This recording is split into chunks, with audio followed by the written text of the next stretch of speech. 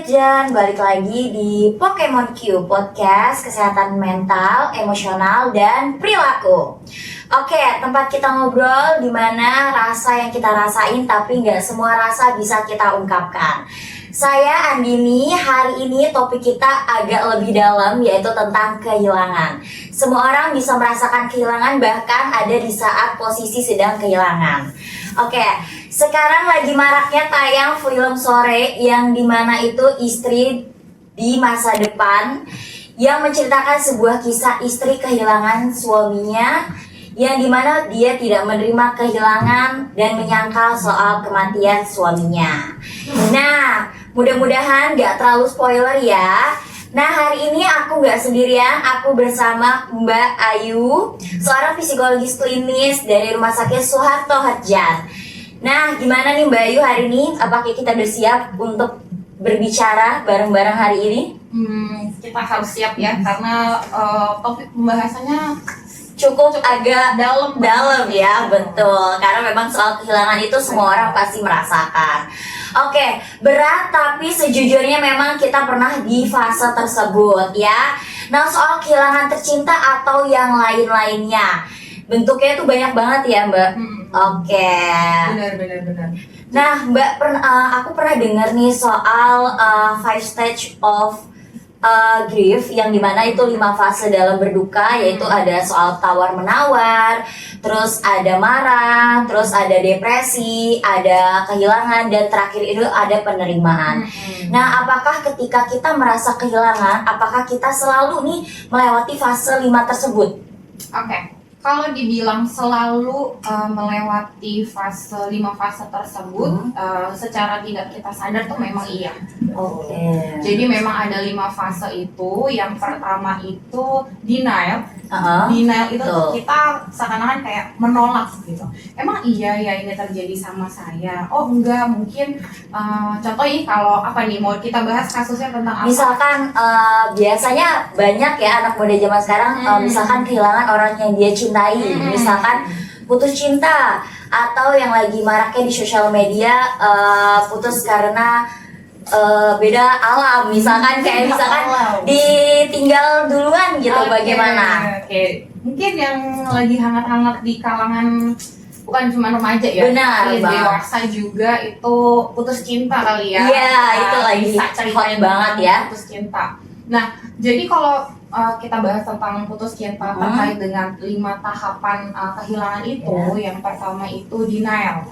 Kita akan menolak terlebih dahulu nih, sobat Herjan semuanya. Jadi kita akan berpikir, oh emang iya ya dia ninggalin saya. Iya, betul. Oh enggak kok, mungkin ada kesalahpahaman aja, nanti aku sama dia juga akan balikan gitu. Iya. Itu proses denial. Merasa kayak gitu nggak sih? Iya, terkadang kita kalau lagi putus cinta sih seperti itu ya. Benar. Nah, pertama itu tadi denial. Kedua itu kita mulai apa ya namanya?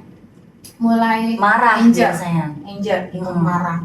Marahnya ini tuh kayak dari tahapan kita menolak, terus emang iya ya kayak begitu. Terus dia kenapa ya kok tega banget dia sama aku tuh begini gitu. Iya. Dia mulai marah, dia mulai nggak menerima terkait dengan putus cintanya itu. Terus ada proses yang ketiga itu tawar menawar. Tawar menawar itu kayak misalkan coba aja, bisa nggak sih kalau aku lebih pengertian sama dia, atau aku lebih memahami dia, itu bisa balikan lagi. Iya, gitu. betul. Jadi ada tahap pasti ngerasa itu semua ya. Kayak seakan-akan kita salah gitu ya. Bener, jadi kayak tawar menawar. Bisa nggak ya kalau aku kayak gini dia akan kembali lagi. Nah itu tawar menawar tahap ketiga. Kemudian tahap keempat itu ada seperti apa ya, kita contohnya ya, depression. Depression itu tuh kayak mulai kita suka denger lagu galau, scrolling kenangan sama si mantan gitu kan.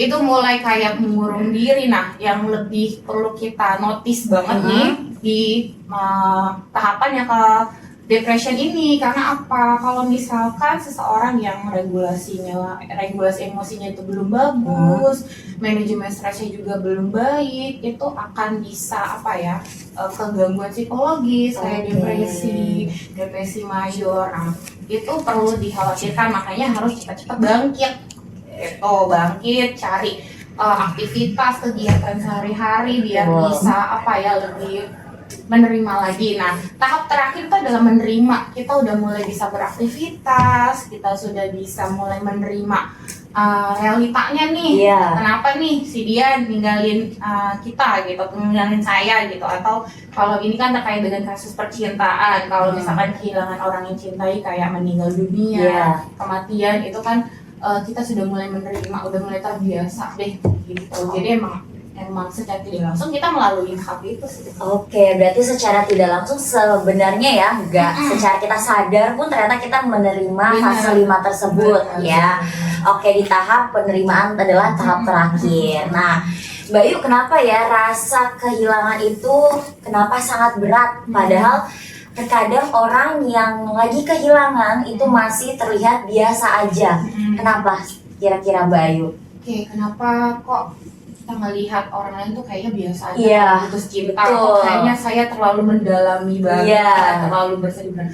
Sebenarnya karena kan persepsi orang terhadap hubungan itu beda-beda. Terus bagaimana mereka intensnya tuh beda. Kayak misalkan nih, aku sama kamu habis putus cinta, terus kan mungkin aku yang sama pacar sudah 10 tahun, kamu baru yang 1 tahun, kan beda ya.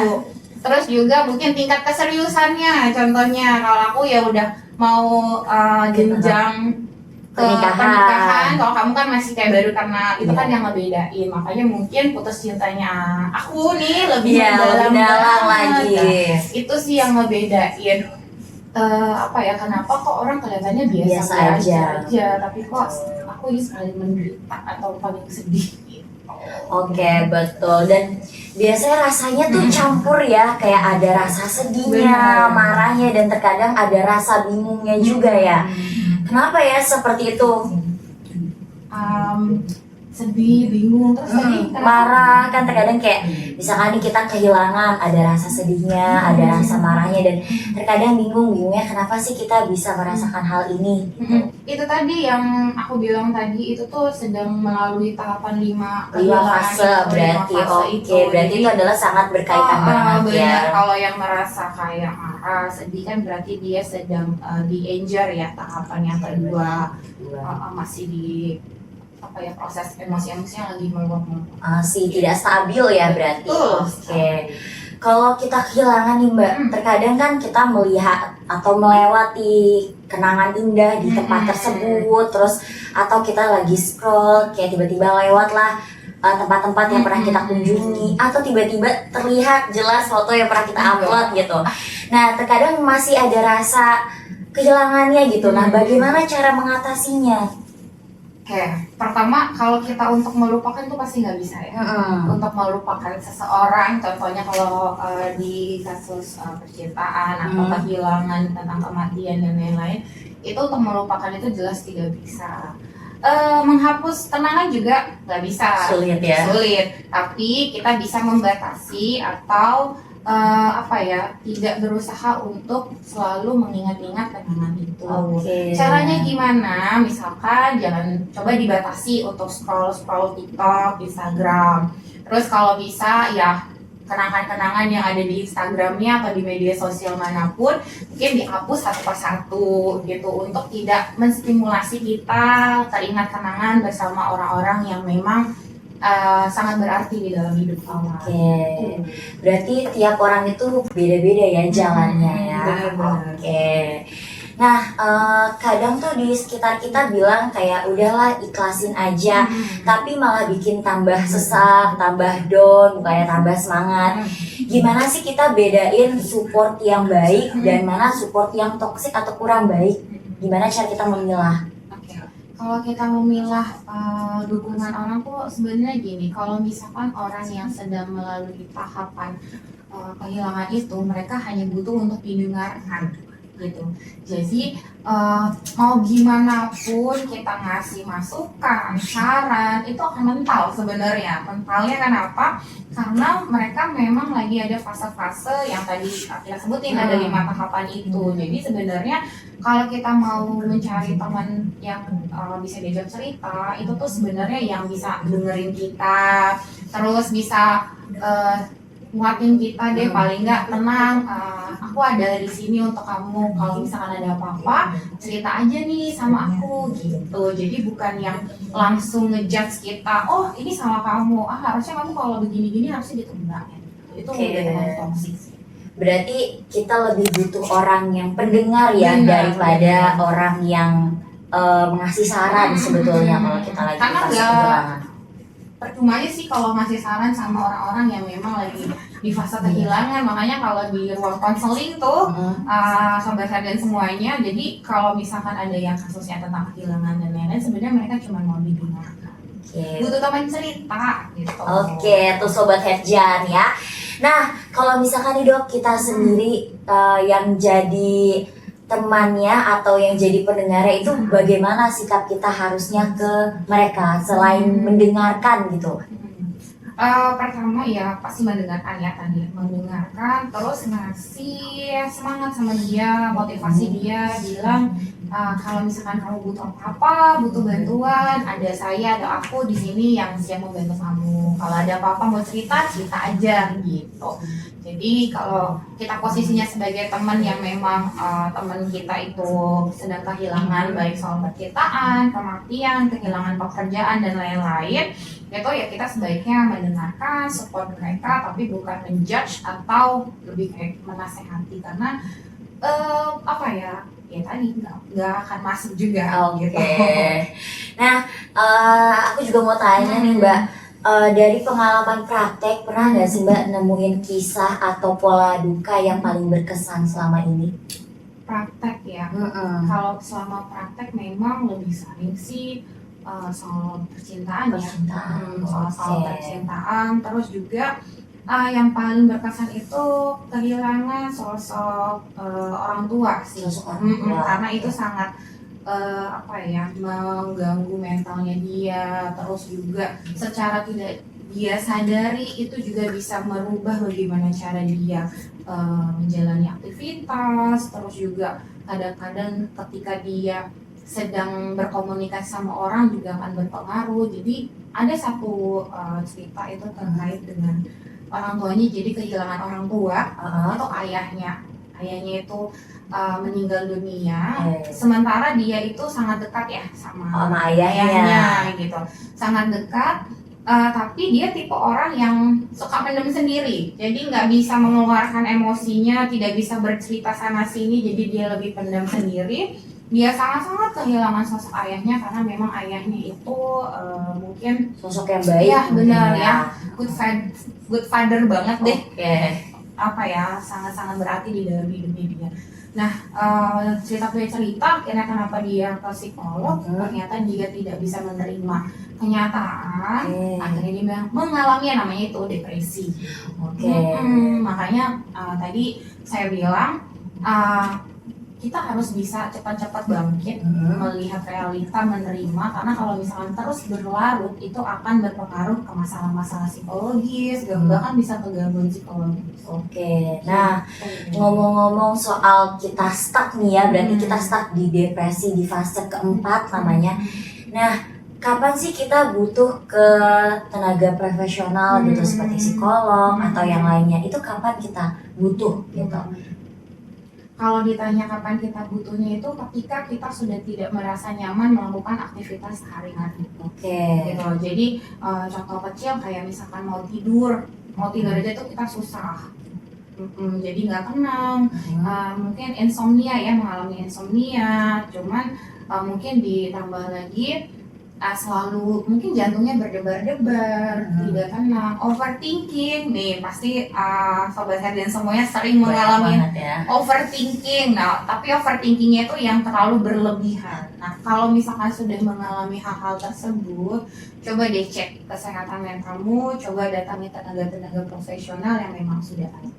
Oke, tuh Sobat Herjan, kalau misalkan sudah merasa apa yang tadi Mbak Ayu bilang, boleh kalian langsung konsultasi ke ahlinya ya.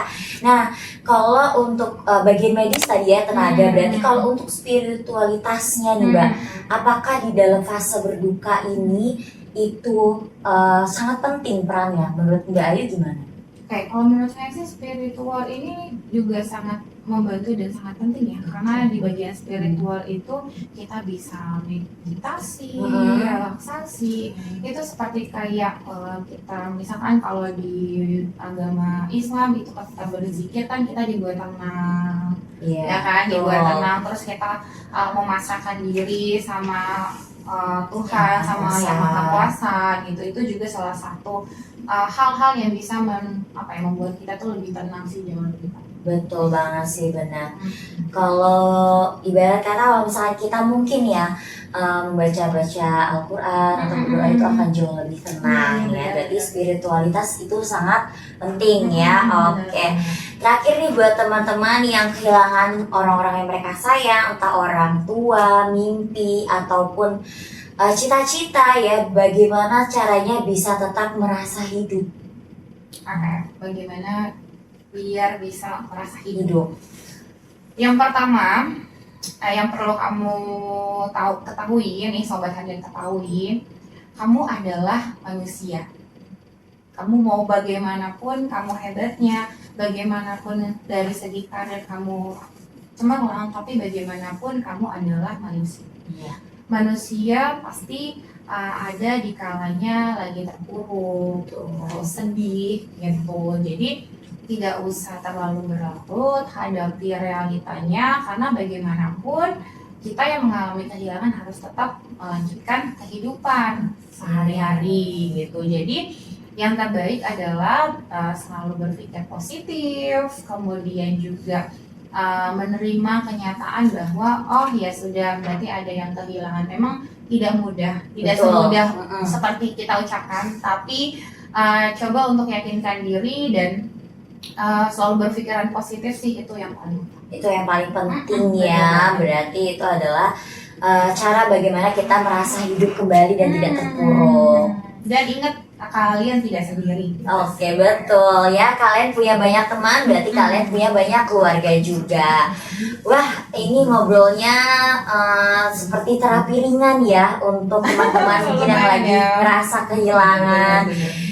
Terima kasih banyak nih Mbak Ayu, obrolan ini kayak pelukan untuk semua yang lagi merasa sedih karena kehilangan.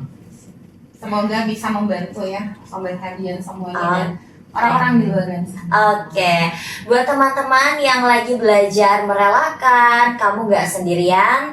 Kadang cinta itu bukan soal memiliki, tapi juga soal dengan melepas ikhlas. Bila duka kamu begitu overthinking, jangan ragu untuk konsultasi dengan psikologi kita ya. Nah, untuk sampai ketemu lagi di episode Pokemon Q berikutnya, jaga diri dan jaga hati. Saya Andini dan saya Ayu, pamit undur diri. Jangan lupa follow akun sosial media kami di bawah ini, dan kalau misalkan kalian butuh konsultasi, ke Rumah Sakit Sotoredan aja.